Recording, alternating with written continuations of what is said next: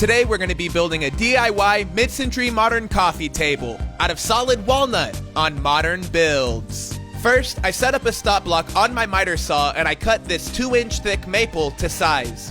Next, I cut some more pieces into squares, and these are going to be the spacers in between our slats. Once I knew everything was going to line up, I set my saw to 45 degrees and I cut this chamfer on the bottom of each of my slats. This is just aesthetic. I think it looks pretty cool.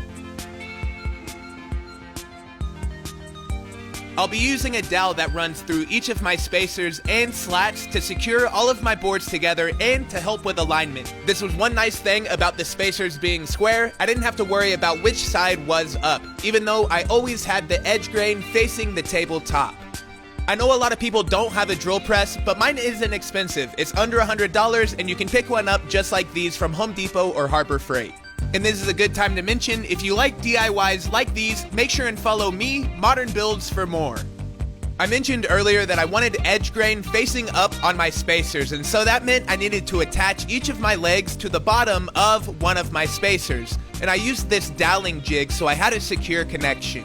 That was my final step before assembly, and I was careful not to use too much glue whenever I was attaching all of my pieces together. I knew the squeeze out on the end grain would be hard to clean, so I tried to minimize this as much as possible, even though I wish I did better.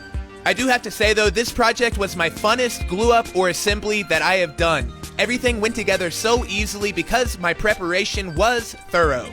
And while the glue was still wet, I did my best to clean up all of those outside corners with a pick and a hook. A quick pass with 80 grit on the belt sander did a good job to flush everything up and smooth everything out, and then I sanded everything up to 220 grit with my random orbit sander after I trimmed everything to length.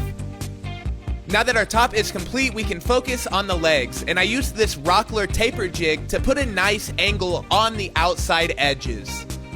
I usually keep my tool palette really simple, so whenever I get to use jigs or tools like this, it's always a lot of fun. What makes this jig so great is the repeatability. After you set your angle, you just cut your piece and then clamp down the next one, and it's the exact same as the one before it.